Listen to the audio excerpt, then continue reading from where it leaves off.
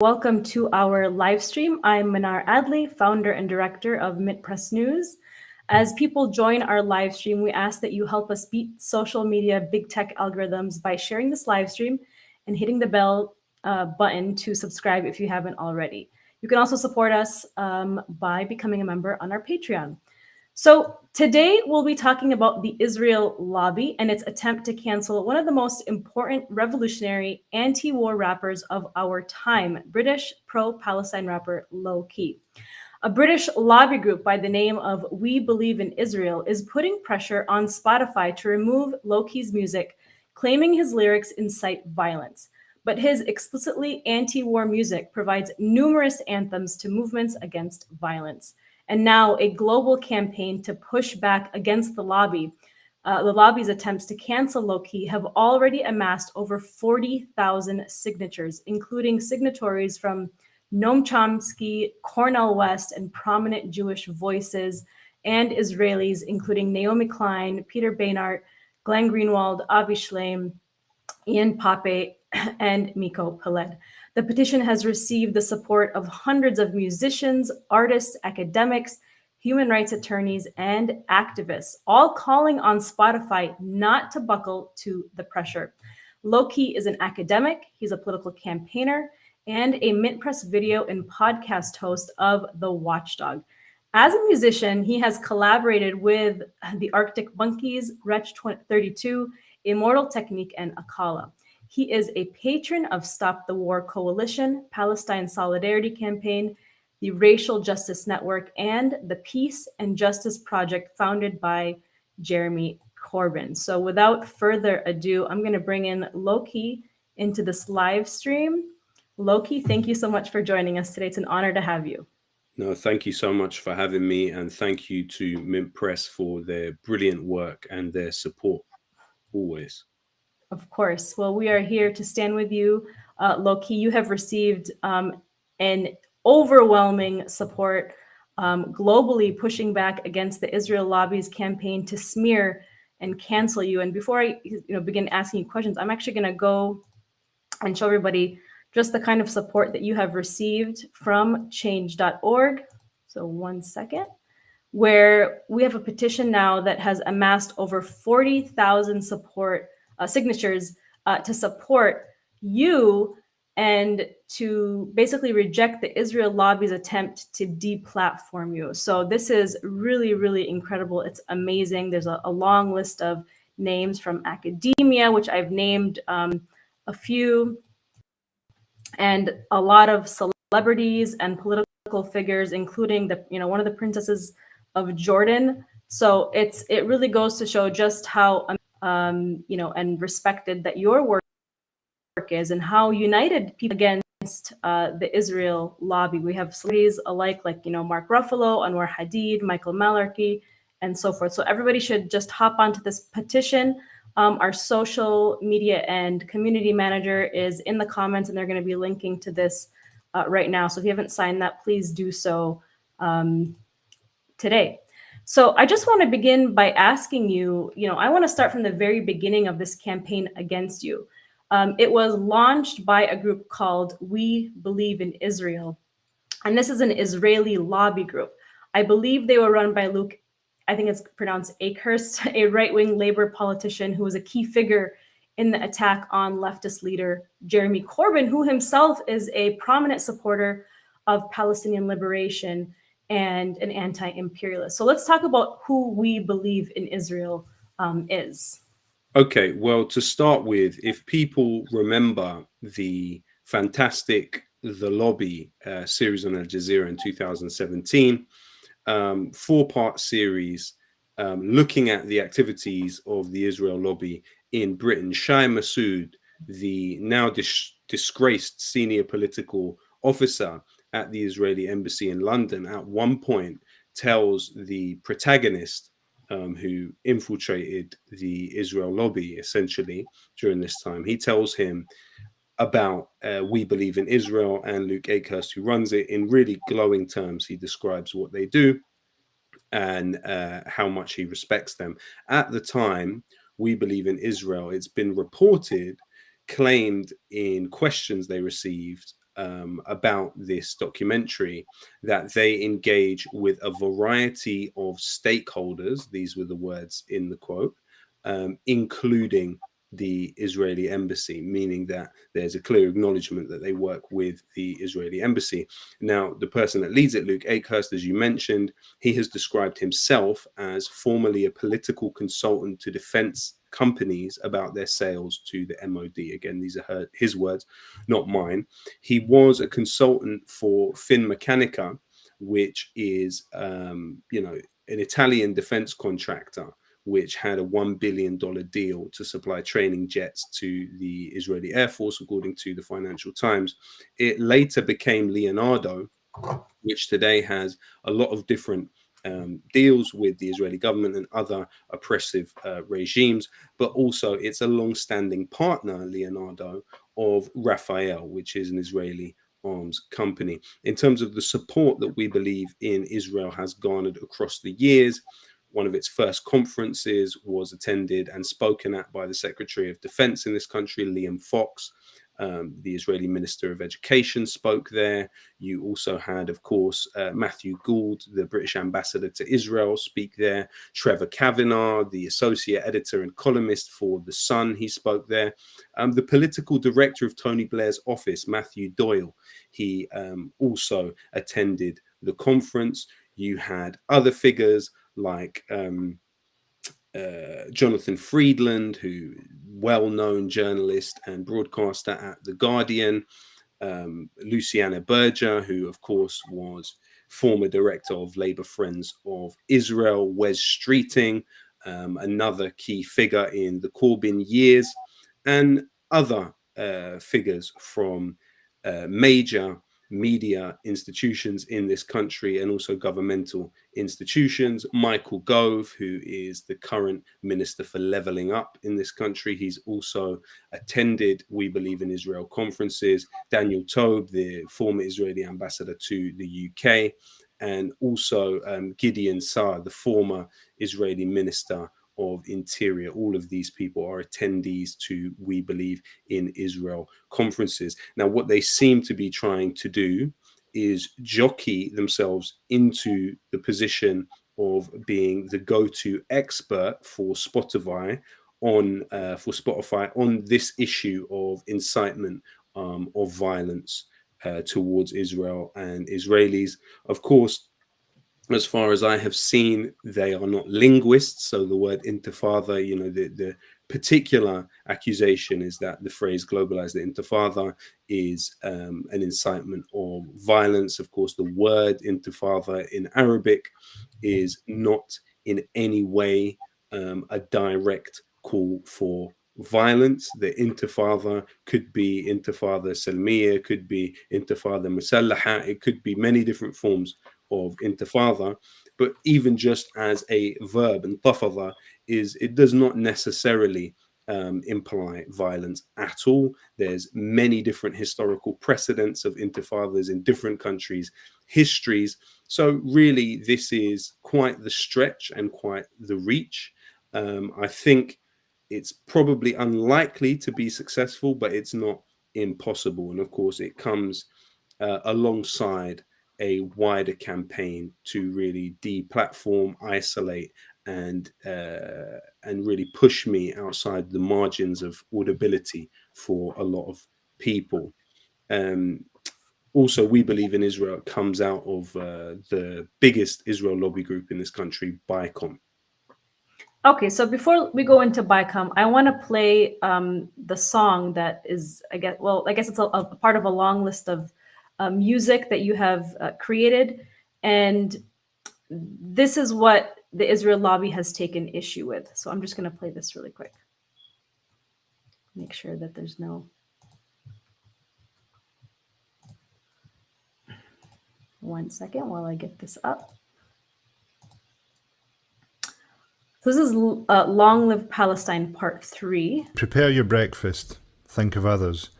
Do not forget to feed the pigeons. As you wage your wars, think of others. Do not forget those who fight for peace. As you pay your water bill, think of others, those who are nursed by clouds. As you return home to your home, think of others. Do not forget the people of the camps. As you sleep and count the stars, think of others, those who have nowhere to sleep. As you liberate yourself with metaphors, think of others, those who have lost their right to speak. As you think of others far away, think of yourself and say, if only I were a candle in the night. This is for Palestine and Quds, the capital Jerusalem. Unarmed people marching to the wall and they're shooting them. Suppression is a question, resistance is the answer. Long live Palestine, long live Gaza. Palestine and Quds, the capital Jerusalem. Unarmed people marching to the wall and they're shooting them. Suppression is a question, resistance is the answer. Long live Palestine, long live Gaza. All you see is war every time you turn your head at night.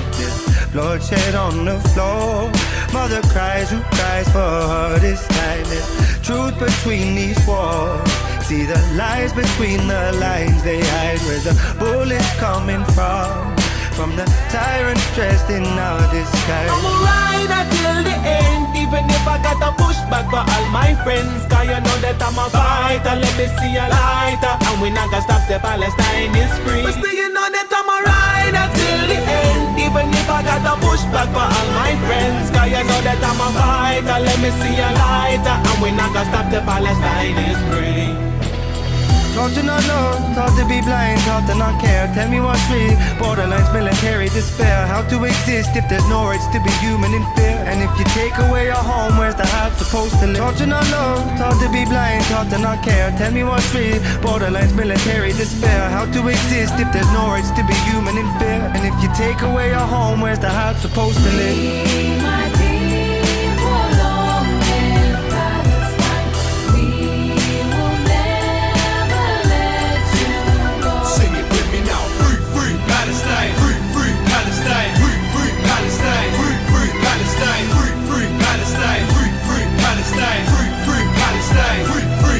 Ibrahim Abu Thuraya could resist without a wheelchair. 10-year challenge, tell Regeb we are still here. And tell that killer Netanyahu he should feel fear. The old live through us and guarantee the children will care. Criminal, not invincible and you know it. Sarmadoon still sitting in their stoic.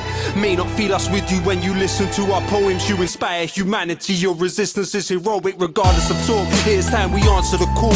Through your strength of spirit you provide example for all. How to live, how to love when attacked from the clouds above. Loud and clear the songs you sung can't be drowned by the sound of guns. Won't just watch your tragic times through a satellite dish. The least that we can give you is an anthem like this. They panic tried to analyze and sanitize this, but we love you more than ever still. Palestine lives. Free my people, long live Palestine.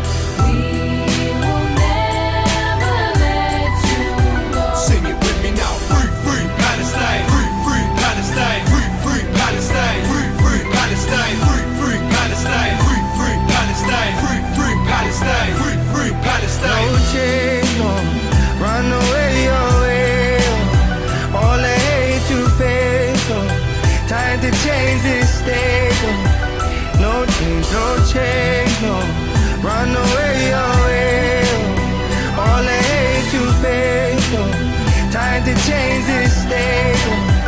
No change, no. Continuing oppression of the Palestinians, encircling of the people of Gaza, the killing of civilians, the burning of homes, the daily oppression, the theft of land, the apartheid system in the West Bank where there are two road systems, and I've been, and I'm sure you have, and you see the Israeli road, you see like a spanking new highway with just the settler cars going backwards and forwards, then you see the old Palestinian roads, and it's clearly it's people living under two sets of laws. It's an apartheid system. So all this is being uncovered, and the boycotts and divestment and sanctions campaign, which I support, and I'm sure many other people do, as a peaceful protest against the Israeli oppression. Support groups have got to keep proclaiming the rights of the Palestinians are the right to return, the right to their homeland, really.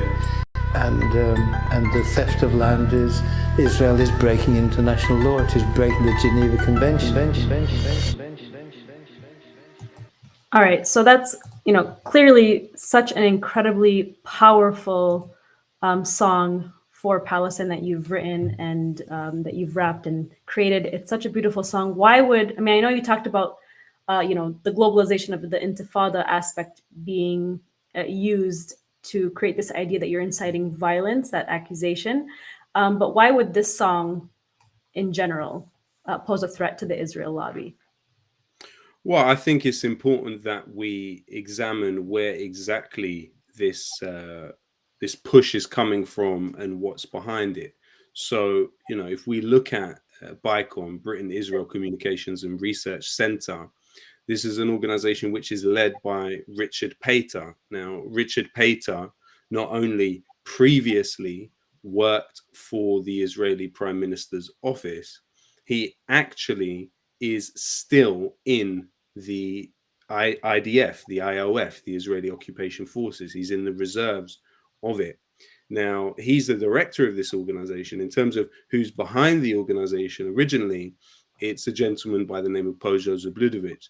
Now, Pojo Zabludovic's wealth came from his father, who founded Soltam Systems.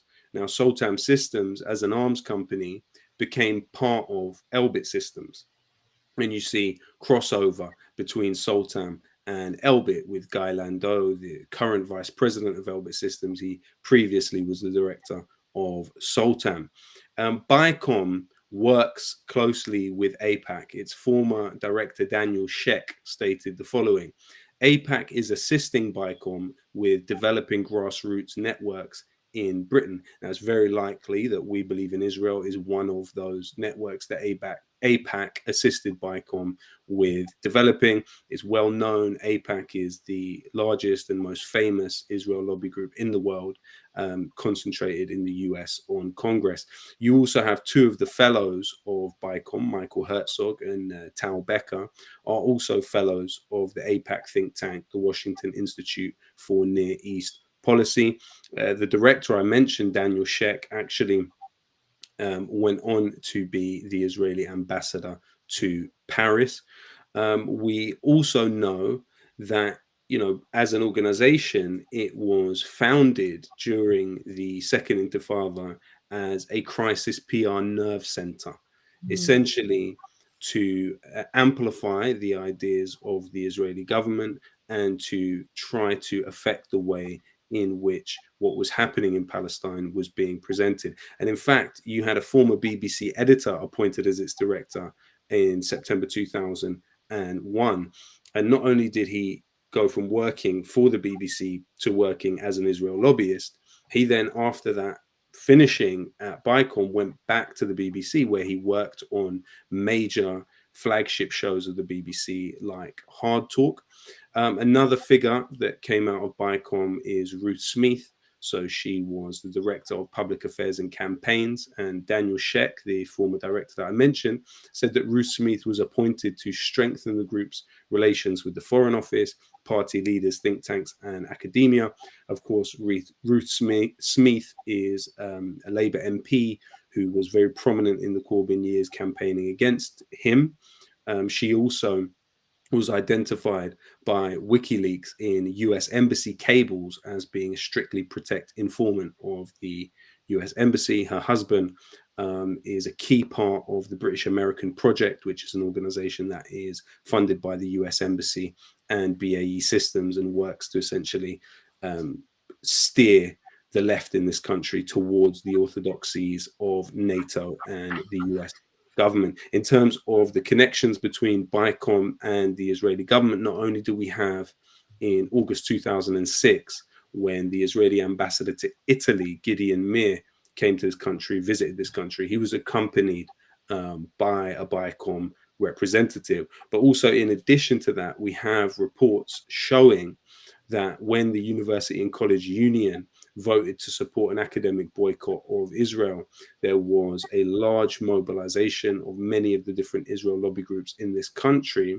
But particularly, it was identified that this campaign against the academic boycott of Israel was coordinated between these groups, including BICOM and the Israeli embassy. So we have a clear bond here between BICOM and the Israeli embassy. It's an undeniable connection, actually. And also, despite the fact that you have no formal and acknowledged relationship between the conservative, official merging between the Conservative Friends of Israel and BICOM, you have quite a lot of coordination. So, for example, Pojo Zabludovich, who we mentioned as one of the founders of BICOM and the chair of BICOM and the funder of BICOM, he is also a funder of the Conservative Party. You also Wow. have Trevor Pears and Michael Lewis, who are key figures in BICOM, who are also key figures in the Conservative Friends of Israel. But then at the same time in BICOM, as I pointed out with Ruth Smith, you have key Labour figures. So Trevor Chin is highly placed at BICOM, and he also funded not only Keir Starmer, he funded also Lisa Nandy in the Labour Party, who simultaneous to being funded by Trevor Chin, an Israel lobbyist, led the Labour Friends of Palestine. So, I mean, with friends like this, of course, who needs enemies? Of course, BICOM was also led at one point by the former Labour MP Lorna Fitzsimmons. And in fact, in quite a funny episode in 2011, she intended to send out an email to the donors to BICOM to explain the work that they do and explain how successful they were in their work, and particularly boasting about their access at the BBC. And unfortunately for Lorna Fitzsimmons, instead of sending it out to her donors, she sent it out to all her media contacts. So in 2011, that became clear. And actually, former BBC correspondent Tim Llewellyn said the following about BICOM. He said, organizations such as BICOM have hundreds of thousands of pounds at their disposal, much of it coming directly from the United States, which sends a third of its whole global foreign aid budget to Israel's 6 million citizens. This great flow of funds bypasses most ordinary Israelis and goes straight to the projection of Zionist causes and colonialism wherever it might be needed. These funds prop up here in the United Kingdom, not just BICOM, but organizations such as Labour Friends of Israel, close to the heart of Tony Blair. So Tim Llewellyn is the person that said this, not me. And as a BBC correspondent, he would be very well placed to know quite a lot about the ins and outs of BICOM. And of course, as Shai Massoud says in his glowing reference for Luke Akehurst and We Believe in Israel in the Lobby documentary, Shai Massoud says BICOM and We Believe in Israel share the same office. This is a very, very clear line between We Believe in Israel, BICOM, and the Israeli embassy. And this is one element, one aspect of the campaign, not only against me, but, without a doubt, the activity of BICOM would be one of the reasons, the activities over these years of lobbying journalists and others for Israel would be part of the reason that you've had 4 Palestinians killed yesterday in the West Bank, and barely a mention of it, including a 47-year-old partially blind widow and mother of 6 children who was unarmed and was shot down by Israeli occupation forces in Bethlehem. And you have received barely a mention of it in the British media today. And that is no doubt, BICOM, among other organizations, have been part of the reason that that type of information is put in such a place where it's, it's problematic to bring up, because people are in fear of being harassed with letters and emails and other things like that. Well, and it's the same thing in the U.S. within, United American corporate mainstream media. The Israel lobby has infiltrated most of the mass media. I mean, if you look at just the New York Times bureau chief in Jerusalem is built upon a Palestinian home. They ethnically cleansed a Palestinian family to build the bureau office of the New York Times in Jerusalem. And so there's no question that the way the mainstream corporate media, if they do report on these things, it will always be through the lens of a pro-Israel perspective. And when it comes to BICOM, I'm curious to know their relationship with the Israeli Act Ill, act.il, which is funded by the late Sheldon Adelson, and that is also responsible for the way Israel is portrayed online. It's basically like an Israeli troll army that controls the narrative and message about Israel. And we saw that really take place, and just the power of this app during like Israel's recent, genocide in Gaza, when it was bombing Gaza with U.S. supplied missiles in May of last year. And this app, this troll army, was basically, portraying Palestinians as, human shields for Hamas, and that Israel was only targeting, terrorists. Talk to me about that relationship with this app, Sheldon Adelson, APAC, and this push to control the narrative about Israel. Well, I think the important thing for people to be aware of with act.il, the phone app, which also was mobilized around my case. So it's one of the groups that were discreetly set up by the Ministry of Strategic Affairs, which battled for support which was battling against support for BDS internationally. Act.il was, well funded with a budget of $1 million. A lot of it came from Sheldon Adelson as well, who's one of, if not the largest funder of Israeli settlement activity in human history. And the aim of the app was to mobilize electronic armies to insert themselves into conversations in what they called a sort of new kind of war.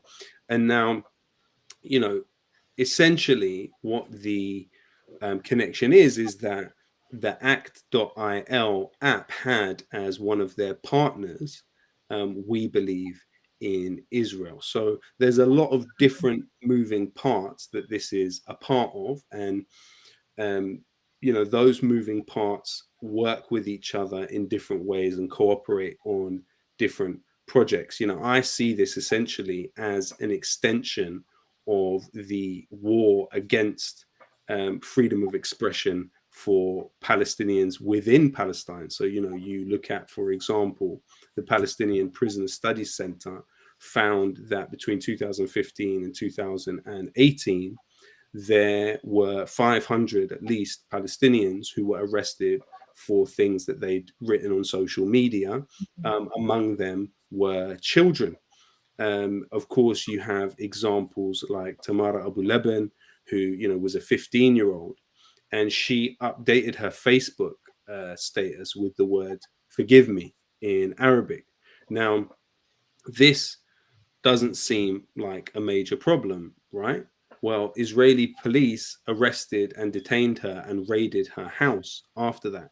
You also have another example where a man put the word Sabah al-Khair on his Facebook, and actually what happened was that was mistranslated into Hebrew to mean attack them, and this man was also arrested. You have another example. And that means Sabah al-Khair means good morning. Yes, exactly. It means good morning. You also have another example, like Darin Tator, the poet from 1948, Palestine, The Green Line. Now, she wrote a poem called Qawim Ya Sha'bi Qawim, resist them. Now, simply for putting this poem on her Facebook, and I'll read some of it now. It says, "Resist my people, resist them. In Jerusalem, I dressed my wounds and breathed my sorrows and carried the soul in my palm for an Arab Palestine. I will not succumb to the peaceful solution, never lower my flags until I evict them from my land. I cast them aside for a coming time. Resist my people, resist them. Resist the settlers' robbery and follow the caravan of martyrs. Shred the disgraceful constitution which imposed degradation and humiliation." She goes on, but what happened to Darin Tator was that she was then arrested and went through a 3-year ordeal of jail, house arrest. And when eventually she was released, she told an amazing story about how when she was in the prison, You know, let's remember she was arrested for putting a poem on Facebook Right. with the allegation that it was equal to incitement.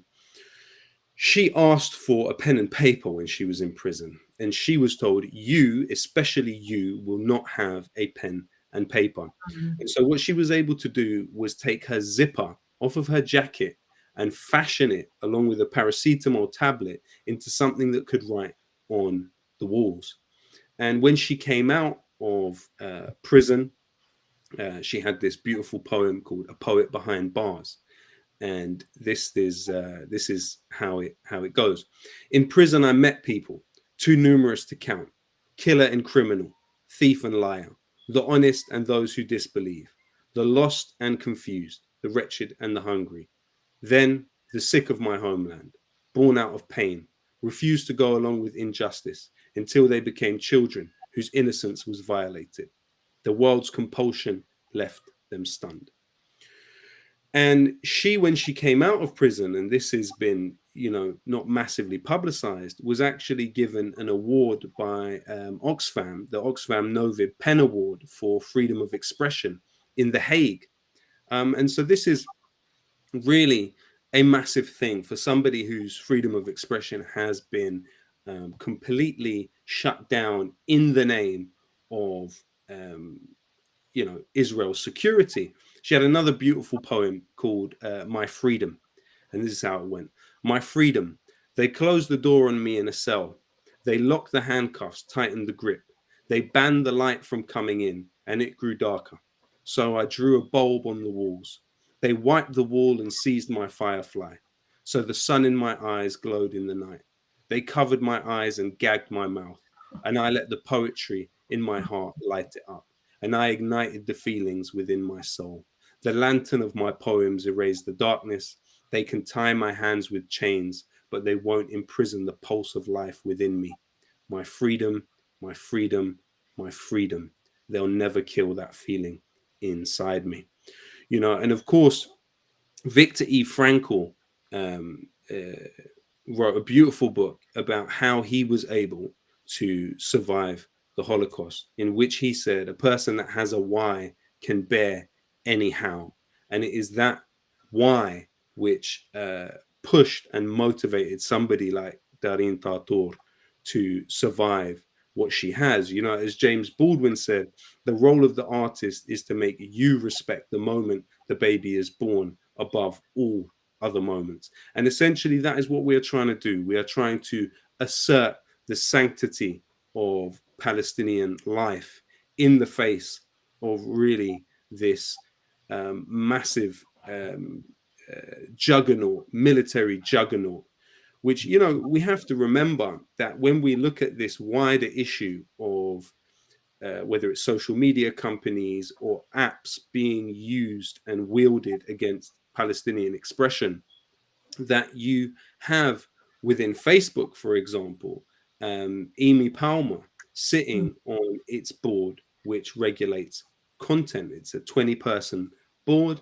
And who is Amy Palmer? Well, she came out of Unit 8200, which is the unit in the IDF which monitors Palestinian electronic communication, and has been found to use that information to not only identify potential collaborators, but also to blackmail Palestinians with information that is procured through this infrastructure of surveillance. And of course, that is corroborated by a letter which was published in September 2014 by 43 soldiers who had served in the IDF and really refused to continue their work there and condemned it as a widespread surveillance of innocent civilians. Amy Palmer not only came out of Unit 8200, she then worked for the Israeli Ministry of Justice, but then on top of that was the head of the Land Council in the Israeli state, which is responsible for displacing so many Palestinian people and divvying up the land to new incoming settlers. You also, of course, have the cyber unit, which has worked very closely with Facebook, Twitter, and YouTube on invisibilizing Palestinian dissent online. We know that 85% of the requests that have come from the cyber unit to Facebook have been acquiesced to. We also know that many different Palestinian organizations, media organizations, have had their websites shut down, like Safat news agency. It also had the accounts of 14, the personal accounts of 14 different journalists, managers, and editors associated with the page also had their Facebook accounts taken down. So, what is happening to me, or what is being attempted with me, is an extension of that which is being practiced as business as usual, essentially, on Palestinians, unfortunately. And it's the exporting of that particular model of suppression to other places in the world. Of course, I'm, one of the extremely fortunate and lucky people who has a greater level of visibility, which makes it harder for you to take that visibility away.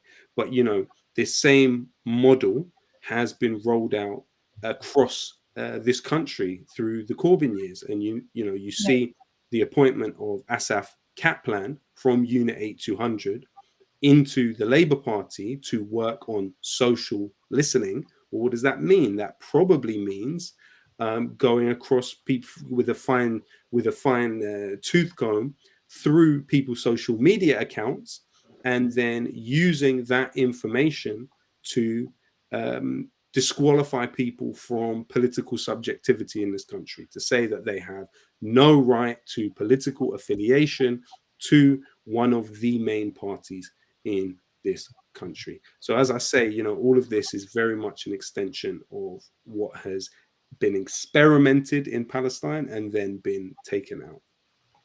And I just want to share a clip of Ghassan Kanafani really quick, because, as you say, this is not the first time Israel nor the Israel lobby has targeted a musician or an artist.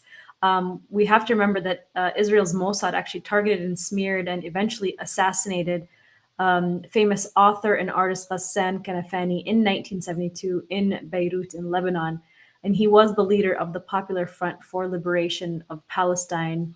And he actually never held a weapon in his life. And all the people that you mentioned, Lowkey, they never held a weapon in their life. And yet they were treated violently. So it was his words and his pen that, just like your words and your music, pose a threat to Israel's occupation and apartheid. So as the old saying goes, the pen is mightier than the sword. So let me just play this clip really quickly. It's a famous clip from Ghassan Kanafani. Which, as far as I understand, okay, go ahead. No problem. No, go ahead. Well, as far as I understand, Jewish Voice for Peace put this up on Instagram just a few days ago. And actually, it was, again, taken down. And Palestine on a Plate, the Instagram page, it had the post taken down and then was threatened with being closed for posting it, as far as I understand. So I think they actually, and you are correct, but I think that it's back up because I actually have this up from their page. So let's from their page. Okay, great. Why won't your organization engage in peace talks with the Israelis? You don't mean exactly peace talks, you mean capitulation, surrendering. Why not just talk? Talk to whom? Talk to the Israeli leaders.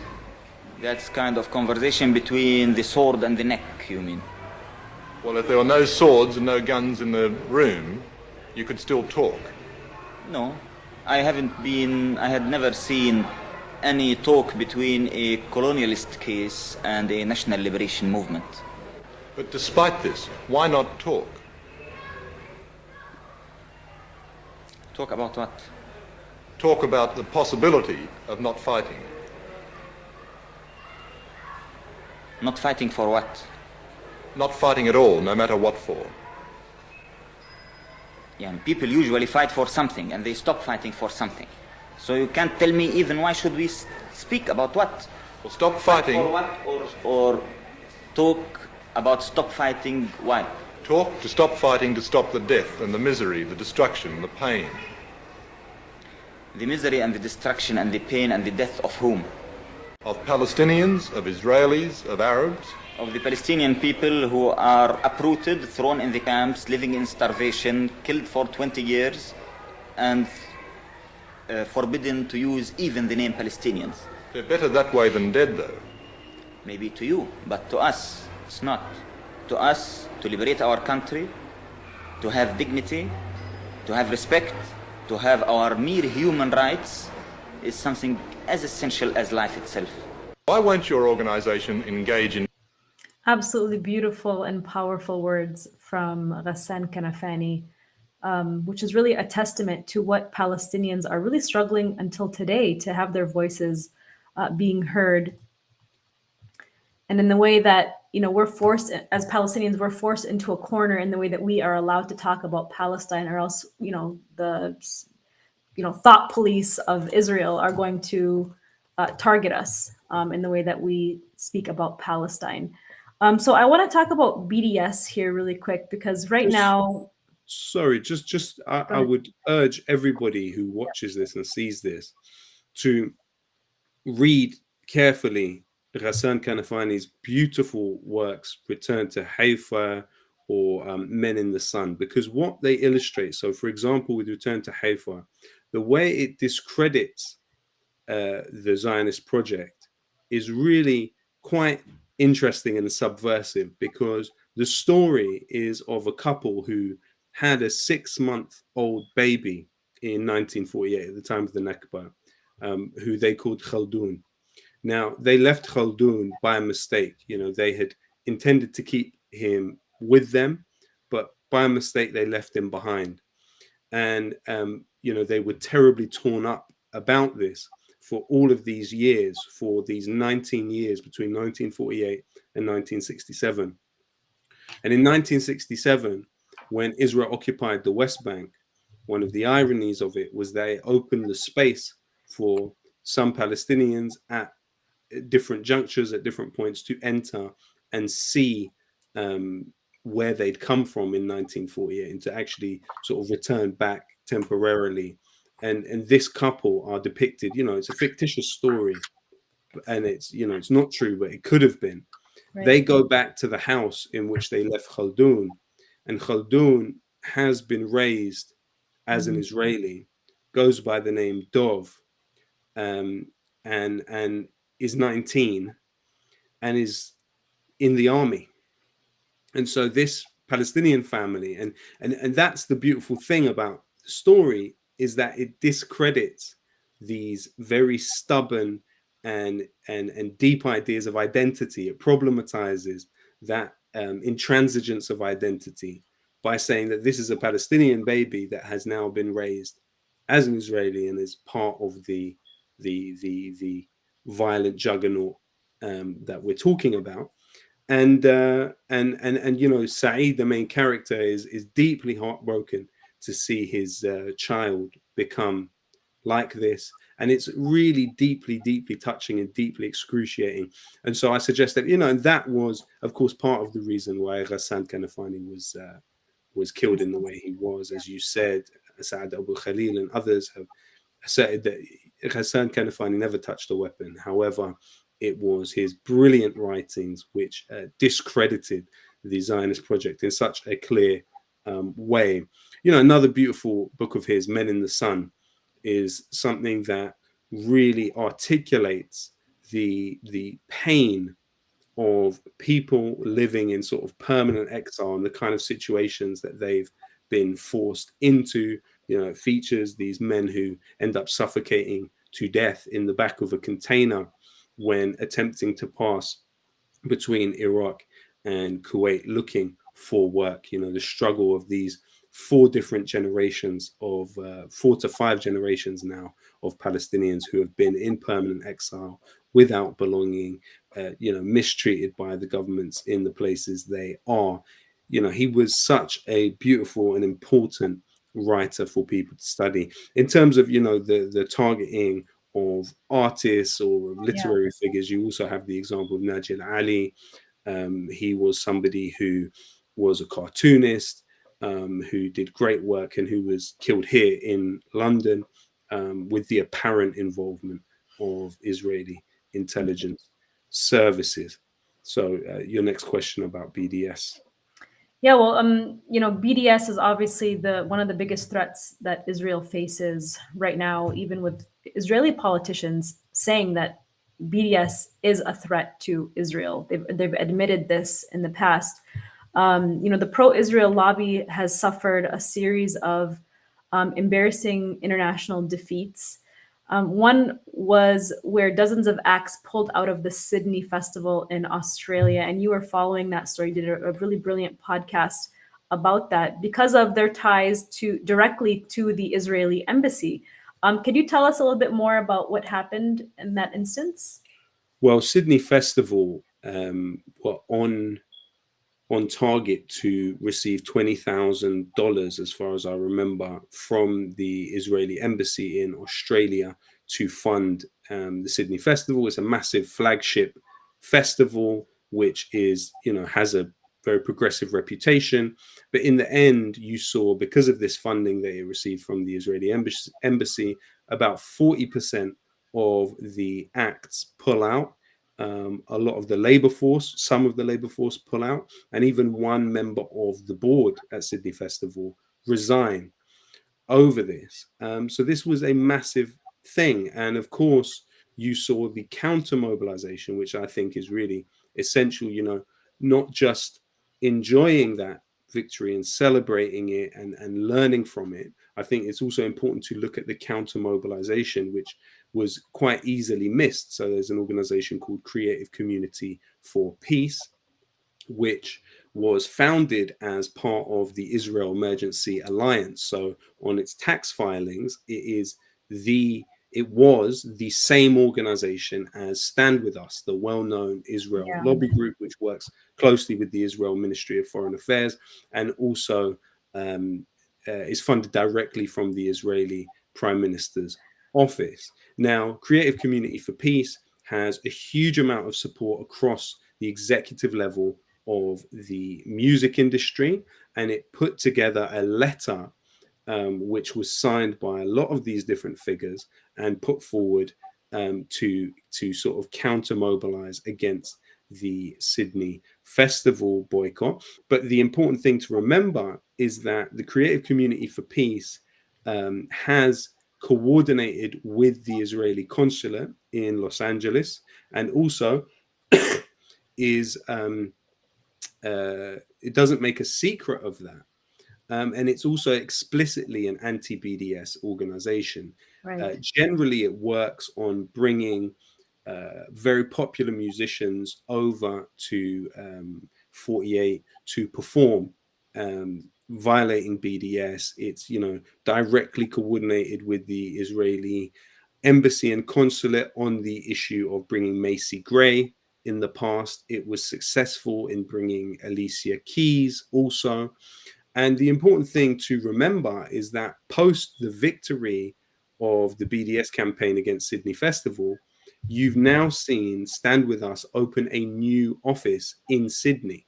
So clearly there is a relation between the movement of Stand With Us into Australia and the investment of those resources there. And also, part of the reason that it gained such success in Australia was because of the experience that people have, the very, very intense experience that people have with, a war against the indigenous people of the country. So a lot of the indigenous, from the original over 500 nations, which then became Australia, a lot of them identify very closely with the Palestinian cause and the experience of the Palestinians. So, as I said, you had at one point David Siegel, Israel's consul general in Los Angeles, put it this way about Creative Community for Peace, that they are effective. This is his words, not mine. They are effective because they work from inside the industry. They have gained a lot of resonance, and they are essentially the only organization focused on the cultural boycott. So, when we understand the Israel lobby, we understand it as something that has many different moving parts at the same time. And this is, again, the sort of more cultural side of it. And just to make a comment about Stand With Israel, I've actually spoken. Stand with us. Stand with us, yes, stand with us. I've actually spoken at a high school here in Minneapolis a couple of years ago with somebody from Stand With Us. And when I was speaking about what was happening in Gaza and like the blockade and this humanitarian crisis, the other person that was speaking with me was a very young woman wearing fishnets with her skirt literally just below her bum and a tank top with all of her cleavage fully showing. And I'm obviously, you know, women can express themselves in any way possible, that the way that they dress, but it was a situation where she was just strictly talking about how women were free in Israel and that they were on the beach, and talking about how they have the beaches and that they have all the parties in Israel and all of this freedom of expression for women. And so I've seen it firsthand where they've also hypersexualized, Israeli tourism. This was from Stand With Us. This was a woman from Stand With Us. Woman from Stand With Us. And I was there as the Palestinian hijabi woman. So it was a very... She was debating you. She was... It was a debate. It was a debate. And so obviously there was a very stark contrast in what I was talking about and what she was talking about. And all of the slides and images that she was showing were about women on the beach and just partying and having a good time in Israel. And, you know, I was obviously showing like the true face of the occupation and apartheid. And Stand With Us actually in the United States has basically infiltrated much of the education system across the country. They go to a lot of the high schools and the colleges, and they dominate the discourse surrounding Israel. And a lot of times they make it about, you know, shared values with the United States. You know, we are a democracy, as Israel is a democracy, and we have all this freedom of expression. But never is it mentioned what the true face of the occupation is for Palestinians. And so when I had gone there to speak and have this debate with this young woman, the organizer after had said, had thanked me for coming and speaking, and had actually told me that this group had bullied the school into not allowing Palestinians to come and speak at the high school. So she was so happy that I was able to provide that alternative perspective. And in fact, when the debate was done, the majority of the guests in the audience had actually come up to me and thanked me for providing that different perspective, because they hadn't heard it. And so it's just interesting to see how these groups really, attempt to dominate the discourse around what's truly taking place there. And so, part of that domination of the discourse and, making sure that Israel's, the pro-Israel perspective is the perspective that people hear, is so that they can crush any sort of dissent. And, people like yourself, and also groups like in the UK that exist right now, like Palestine Action, which has been waging a pretty impressive campaign to occupy and shut down Israeli weapons companies based there. I mean, the things that Palestine Action are doing is some of the most inspiring and heroic forms of activism that I've seen taking place in the West. So can you talk to us about how your music has also inspired activists in the UK to take action against Israeli weapons manufacturers?